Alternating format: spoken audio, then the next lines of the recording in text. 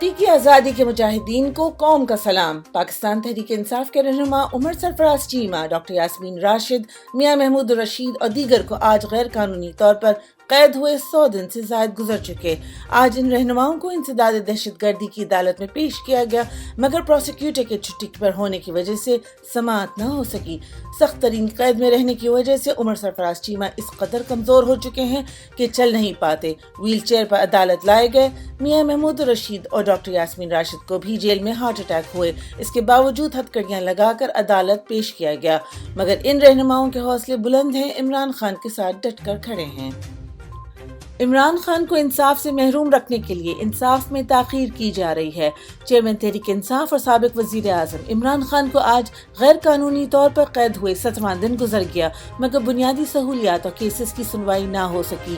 عمران خان کی اسلام آباد high court میں دائر اٹک جیل سے اٹیالہ جیل منتقلی اور گھر کے محفوظ کھانے کی درخواست 17 اگست کو جسٹس عامر فاروق کی عدم موجودگی کے باعث بغیر کارروائی ملتوی ہوئی تھی اور آج تک سنوائی کے لیے فکس نہیں ہوئی۔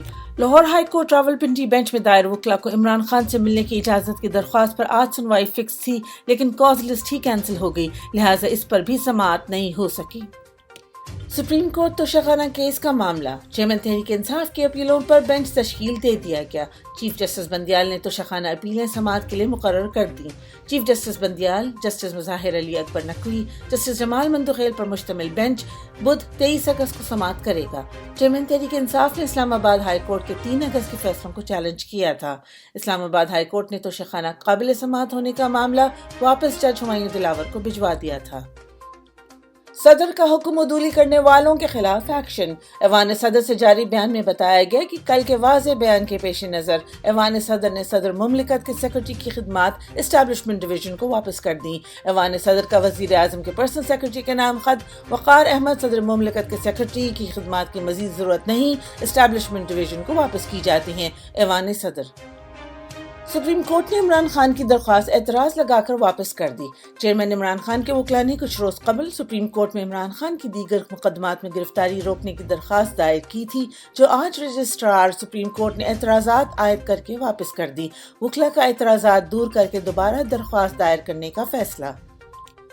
ملک میں متوازی عدالتی نظام قائم۔ صدر مملکت کے حکم کے باوجود سیکرٹ ایکٹ 2023 اور آرمی ایکٹ 2023 غیر آئینی طور پر قوانین بنا دیے گئے ہیں۔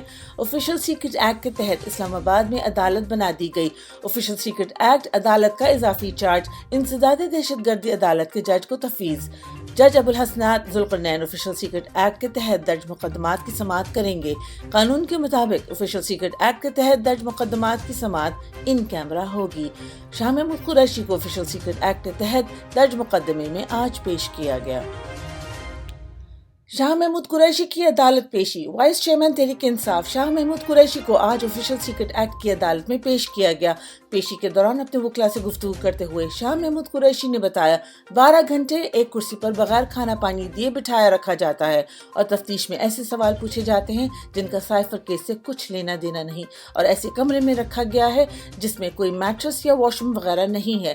زمین پر سویا ہوں، لیکن میں عمران خان کے ساتھ کھڑا ہوں اور کھڑا رہوں گا۔ عدالت شاہ محمود قریشی کو 4 روزہ جسمانی ریمانڈ پر FIA کے حوالے کر دیا ہے۔ پرویز الہی کی درخواست ضمانت لاہور ہائی کورٹ میں منظور۔ سابق وزیر اعلیٰ پنجاب اور صدر پاکستان تحریک انصاف پرویز الہی کو آج عدالت میں پیش کیا گیا، جہاں لاہور ہائی کورٹ کے 2 رکنی بینچ نے فیصلہ سنایا۔ پنجاب حکومت کی اپیل مسترد، سنگل بینچ کا فیصلہ بحال۔ چودھری پرویز الہی کو کسی بھی خفیہ کیس میں گرفتار کرنے سے روک دیا گیا۔ جسٹس محمد وحید خان کی سربراہی میں 2 رکنی بینچ نے محفوظ فیصلہ سنایا۔ پروسیکیوٹر کی غیر حاضری کی سزا خواتین قیدیوں کو دی جا رہی ہے۔ رہنما تحریک انصاف فاروق حبیب نے اپنے ٹویٹ میں بتایا خدیجہ شاہ، ڈاکٹر یاسمین راشد، عالیہ حمزہ، طیبہ راجہ، روبینہ جمیل سمیت کی لاہور ہائی کورٹ میں بعد ازاں گرفتاری ضمانتوں کی سنوائی بغیر کارروائی ملتوی۔ یہ دوسری بار ایسا ہوا ہے کہ پروسیکیوٹر چھٹی پر ہے تاکہ ان خواتین کو مزید جیل میں رہنا پڑے۔ کبھی بینچ ٹوٹ جاتا ہے، کبھی پروسیکیوٹر دستیاب نہیں۔ انصاف کا حصول ان خواتین کے لیے مشکل ترین بنا دیا گیا ہے۔ وکلا کا پولیس کے خلاف احتجاج۔ لاہور ہائی کورٹ بار ایسوسی ایشن نے 2 روز سے عدالتوں میں پولیس کا داخلہ بند کروایا ہوا تھا۔ وکلا کا مطالبہ تھا کہ پولیس کے گھروں میں چھاپے، چادر، 4 دیواری کی پامالی بند کرے، جس پر آج CCPO لاہور نے وکلا سے ملاقات کر کے ان کو یقین دہانی کروائی کہ آئندہ کوئی پولیس والا گھروں پر چھاپے اور چادر، 4 دیواری کی پامالی نہیں کرے گا، جس کے بعد وکلا نے احتجاج ختم کر دیا۔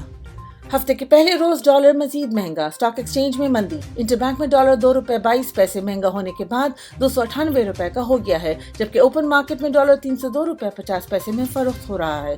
دوسری جانب اسٹاک ایکسچینج میں بھی کاروبار کا منفی رجحان رہا۔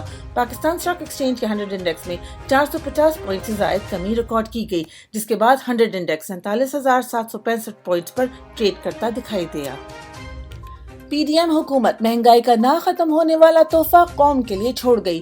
گندم مہنگی، لاہور میں فی من قیمت $5,000 تک پہنچ گئی۔ گندم کی قیمت میں اضافے کے بعد آٹا بھی مہنگا ہو گیا۔ لاہور کے اوپن مارکیٹ میں گندم کی فی من قیمت $5,000 تک پہنچ گئی، جس کے بعد آٹے کا 10 کلو کا تھیلا $1,450 تک فروخت ہونے لگا۔ آٹے اور گندم کے علاوہ چکن کی فی کلو قیمت بھی بڑھ گئی، $650 فی کلو پر فروخت ہو رہا ہے۔ بجلی کی فی یونٹ قیمت میں ہوشربا اضافے کا منصوبہ تیار کر لیا گیا۔ حکومت نے اگلے 4 ماہ میں صارفین سے اضافی $122 ارب وصول کرنے کا منصوبہ تیار کر لیا۔ حکومت نے اگلے 4 ماہ میں صارفین سے اضافی $122 ارب وصول کرنے کے لیے بجلی کی قیمتوں میں $4.37 فی یونٹ مزید اضافے کا منصوبہ تیار کر لیا۔ صارفین پر رواں مالی سال کے دوران مجموعی اضافی بوجھ $721 ارب ہو جائے گا۔ پاکستان تحریک انصاف کی کور کمیٹی کا اجلاس نے اٹک سیشن جج کے اٹک جیل کے دورے کے دوران چیئرمین عمران خان کے سیل کی سہولیات کی مذمت کی۔ کہا روز اول سے اس کی نشاندہی کر رہے ہیں۔ سیشن جج نے تصدیق کی کہ سابق وزیر اعظم کے ساتھ کیا جانے والا سلوک غیر اخلاقی اور جیل رولز 257 اور 771 کی کھلی خلاف ورزی ہے۔ اجلاس نے سیکرٹ ایکٹ کے تحت خصوصی عدالت کے قیام کو بھی مسترد کر دیا۔ کہا یہ صدر کے احکامات کے خلاف ہے۔ شاہ محمود قریشی کی اس خصوصی عدالت میں پیشی اور ان کیمرہ سماعت پر بھی تشویش کا اظہار۔ کور کمیٹی نے پارٹی کے تنظیمی ڈھانچوں کی کارکردگی پر بھی اطمینان کا اظہار کیا۔